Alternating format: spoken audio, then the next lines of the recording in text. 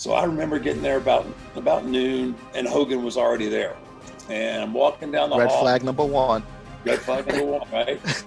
So he goes, hey kid, can I talk to you, right? So we go into one of the locker rooms, into the shower. The Undertaker is finally opening up about his earliest encounters with Hulk Hogan. And let's just say Hogan might not be the hero fans once believed he was. From disturbing backstage behavior to quiet manipulation, Undertaker is now shedding light on Hogan's victims. Let me break it down. A shocking revelation. The wrestling world was forever changed on November 27, 1991, at Survivor Series, when a relatively unknown supernatural character known as The Undertaker defeated the mighty Hulk Hogan to capture his first WWE championship. What should have been a career-defining moment for the young Mark Calloway became instead a masterclass in backstage manipulation and political maneuvering that would haunt him for decades to come. To truly understand the magnitude of what transpired, we need to transport ourselves back to that pivotal moment in wrestling history. The Undertaker, barely 1 year into his WWE career, was about to face the biggest star in the company, perhaps the biggest star in wrestling history. Hulk Hogan wasn't just the champion, he was the golden goose, the man who had carried WWE through its most successful period, the larger-than-life character who had transcended wrestling to become a global phenomenon. But something was different about this particular day. As The Undertaker would later reveal in a candid interview, the setup began before the match even started. In a revelation that sent shockwaves through the wrestling community, The Undertaker exposed the calculated nature of what many had assumed was a legitimate injury. The confrontation began early that day, as The Undertaker recalls. So back then, we would usually show up noon, on a TV or pay-per-view day. We show up at the arena around noon, 1 o'clock. Hogan would roll in about 4 or 5. So I remember getting there about noon, and Hogan was already there. This seemingly innocent detail would prove to be the first red flag in what The Undertaker now recognizes as an elaborate setup. The fact that Hogan, who was notorious for arriving late to shows, was already at the arena hours before his usual time should have been a warning sign. But The Undertaker, young and eager to prove himself, had no idea what was coming. The setup continued as Hogan approached the young wrestler with what seemed like genuine concern. Red flag number one. Red flag number one, right? So he goes, hey kid, can I talk to you, right? So we go into one of the locker rooms, into the shower, right? That's where all the business was always done. Hogan's performance was Oscar-worthy, as The Undertaker recalls. So he's telling me, he goes, hey, I got this neck injury. He says, I'm really nervous about taking your finish. The Undertaker's response showed his professionalism and dedication to wrestler safety. And I was like, Hulk, believe me. I said, I will protect you. I pride myself on not hurting people. And I promise you, I will have you so tight that there's no way possible that you're going to hurt your neck. The mental pressure continued throughout the day, as The Undertaker describes. Every point during the day, I'd pass him in the hall or whatnot, I'd get the, remember about my neck, right? So that's all I got all day was my neck. When the match finally took place, The Undertaker executed the tombstone piledriver with the utmost care and precision. He had Hogan secured so tightly that there was virtually no risk of injury. The execution was flawless, but Hogan's reaction was immediate. I pick him up, and when I tell you I had the brother secure, he was secure. Boom, I gave him the tombstone. As soon as my knees hit, I hear, oh, you got me, brother. My neck and my back, my neck and my back. When other wrestlers began to speak up, the truth started to emerge. I was gone, because there's no Monday Night Raw. We had house shows, so I finally got to see it. But by now, a lot of the boys that come up to me and they're like shaking their head like his head never got anywhere close to the mat. And you watch it back, you can tell his head never touched. And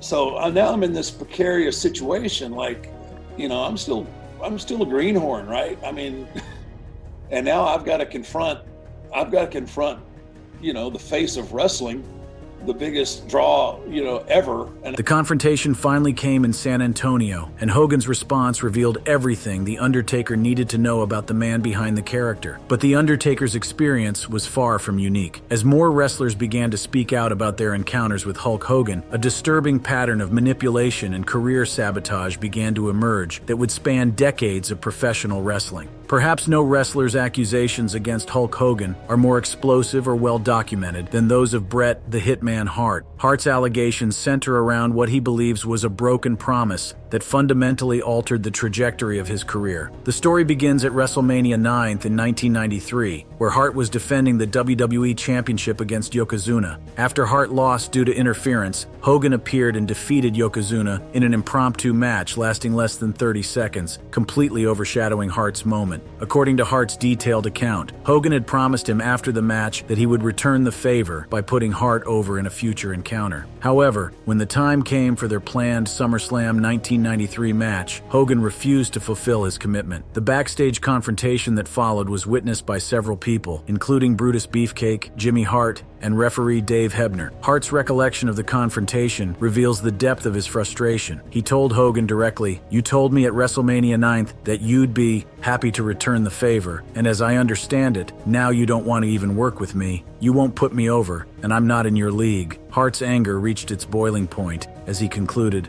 "On behalf of myself, my family, and most of the boys in the dressing room, you can go yourself." Hogan's dismissive response to Hart's accusations has persisted for decades. In a 2018 Twitter exchange, when a fan mentioned Hart in 1993, Hogan responded with condescension. "Back before you were born, we were still drawing huge money. His era didn't start yet, lol." This response reveals Hogan's attitude toward Hart even decades later, dismissive of Hart's abilities and achievements, despite Hart being the champion and main eventer at the time. The pattern continued with Shawn Michaels, who also came forward with similar accusations. Michaels alleged that Hogan backed out of a planned best-of-3 series, forcing Michaels to lose at SummerSlam 2005, impacting his ability to gain momentum during what was supposed to be his comeback period. But perhaps most devastating was Hogan's attack on hardcore legend Mick Foley. In 2002, Hogan made remarks that were not just professionally damaging, but personally cruel, calling Foley a glorified stuntman and claiming he trained more in a week than Foley had in 30 years. Hogan's attack on Foley's work ethic was particularly vicious, suggesting that Foley was lazy and unprofessional while Hogan maintained superior discipline and training standards. The psychological manipulation was clear. By attacking Foley's character and work ethic publicly, Hogan was attempting to diminish Foley's standing in the wrestling community and with fans. Foley's response was measured but pointed, defending his record by referencing his matches with top stars like The Rock, Stone Cold Steve Austin, and Shawn Michaels. He called Hogan's claims lies and kind of cruel, while also suggesting that Hogan would struggle in a match with him due to disliking physical contact.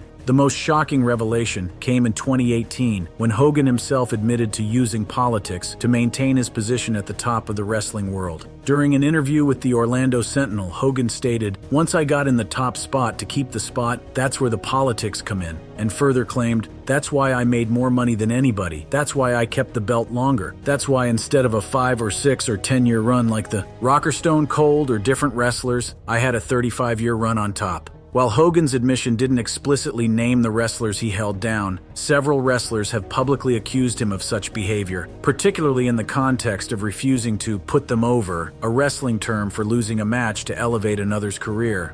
The evidence strongly suggests that wrestlers like Bret Hart and Shawn Michaels were among those affected by Hogan's admitted political maneuvering. The impact of Hogan's manipulation extended far beyond individual careers, fundamentally altering the trajectory of professional wrestling history. Young wrestlers who should have been elevated to main event status found their momentum disrupted, their opportunities limited, and their careers forever changed by Hogan's self-serving decisions. The pattern that emerges from these accounts is clear. Hulk Hogan systematically manipulated situations to maintain his position at the top of the wrestling world, regardless of the cost to other wrestlers' careers. From fabricated injuries to broken promises, from public character assassination to backstage politics, Hogan employed a variety of tactics to ensure that no one could truly challenge his dominance. The wrestlers who came forward, The Undertaker, Bret Hart, Shawn Michaels, Mick Foley, and others, were not just victims of individual incidents, but casualties of a systematic campaign to maintain power at any cost.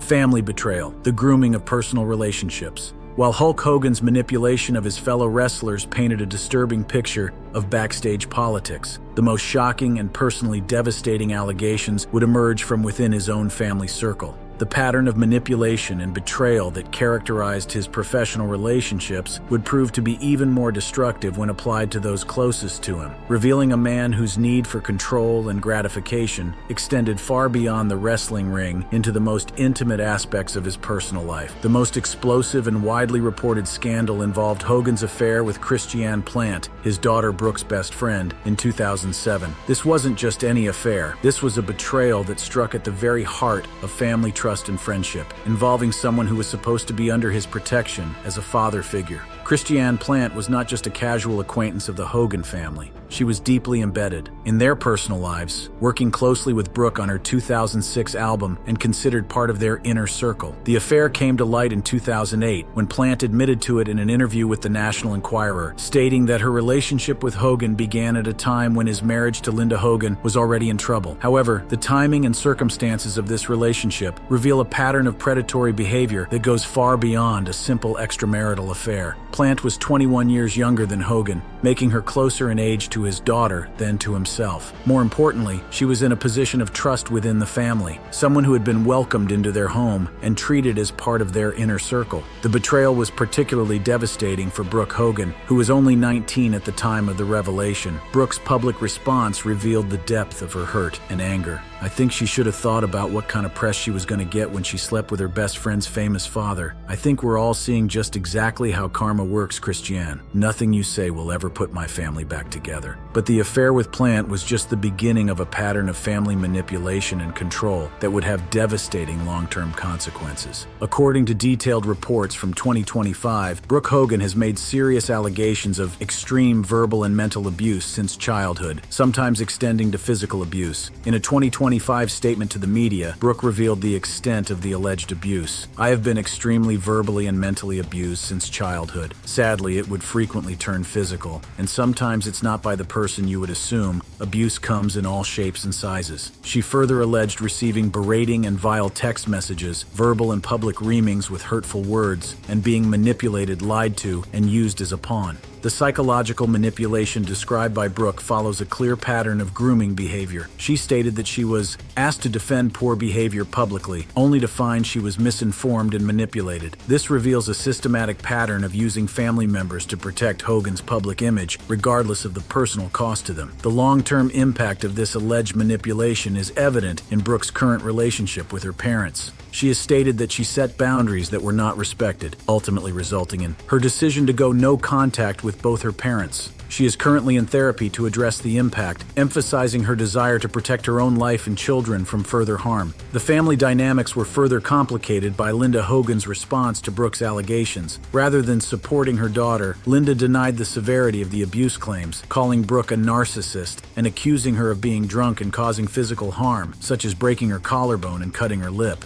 This response pattern, denying, deflecting, and counterattacking, mirrors the tactics Hogan used with his wrestling colleagues who dared to challenge him. Linda Hogan herself was allegedly a victim of Hogan's manipulation and abuse. During their 24-year marriage from 1983 to 2009, Linda accused Hulk of multiple infidelities and described him as a sex addict and liar. She cited the affair with Plant as the final straw that led to her filing for divorce in November 2007. The pattern of manipulation within the Hogan family extended beyond just emotional and psychological abuse. The family's reality television show Hogan Knows Best, which aired from 2005 to 2007, provided a public platform that Hogan used to control the family narrative. Linda later admitted that the show exacerbated family tensions, stating in 2006, "We can endure. It's just that sometimes it's the superficial stuff on the surface that is just hard to deal with." The reality show format allowed Hogan to present himself as the caring, protective father while simultaneously exposing his family to public scrutiny and pressure. This public manipulation of family dynamics for personal gain represents another form of grooming behavior, using media exposure to normalize controlling behavior and present it as loving protection. The Bubba the Love Sponge scandal provides another disturbing example of how Hogan's personal relationships were characterized by manipulation and betrayal. Bubba Clem, who was Hogan's best friend and best man at his wedding, revealed during a memorial interview how their relationship ended after a sex tape scandal. The manipulation in this case involved Hogan living with Bubba during what Bubba described as probably the low point of his life, taking advantage of what Bubba called somewhat of an open relationship to engage in behavior that would later be used against both of them. The scandal not only ended their friendship but also had lasting impacts on both men's lives and reputations. The pattern of using personal relationships for selfish gain is further evident in how Hogan responded to family crises. Rather than taking responsibility for his actions or working to repair damaged relationships, Hogan consistently deflected blame and portrayed himself as the victim. Even decades later, the impact of Hogan's alleged manipulation of his family relationships continued to reverberate. Reports from 2025 indicate that Brooke remained estranged from both parents until Hogan's death, with their reconciliation never occurring despite his reported attempts to mend relationships in his final months. The allegations against Hogan regarding his family relationships paint a picture of a man who viewed those closest to him not as individuals deserving of love and respect, but as resources to be manipulated for his own benefit. From grooming his daughter's best friend to allegedly abusing his own children, from betraying his best friend to manipulating his wife, Hogan's personal relationships followed the same pattern of control and exploitation that characterized his professional dealings. The psychological impact of this pattern of behavior on his family members cannot be overstated. Brooke's need for therapy, her decision to cut contact with both parents, and her fear for her own children's safety all speak to the lasting damage caused by growing up in an environment where manipulation and control were normalized as expressions of love and protection. The term grooming in this context takes on its full meaning: the systematic process of building trust and emotional connection with someone for the purpose of exploitation. Whether in his professional relationships with young wrestlers or his personal relationships with family members and friends, Hulk Hogan's pattern of behavior consistently involved gaining trust, establishing control, and then exploiting that position for personal gain, regardless of the cost to others. Death, reckoning, and legacy. As 2025 dawned, Hulk Hogan found himself in a position he had never experienced before, facing his own mortality while simultaneously confronting the mounting evidence of a legacy tainted by decades of manipulation and betrayal. The man who had once commanded arenas filled with screaming fans now faced a different kind of reckoning, one that would ultimately play out in the most private and devastating way possible. The final months of Hogan's life were marked by a desperate attempt to mend the relationships he had systematically damaged over the decades. Reports indicate that in his last weeks, Hogan was trying to heal rifts with estranged loved ones, knowing it might be his last chance. This wasn't the behavior of a man who was oblivious to the damage he had caused. This was someone who finally understood the true cost of his manipulative behavior. His health had been declining significantly, with reports indicating he suffered from a weak heart, experienced shortness of breath, was easily tired, and had significant weight loss. He was on oxygen and had recently undergone what was described as intense surgery, a 4-level anterior cervical discectomy and fusion (ACDF) surgery with a long healing process.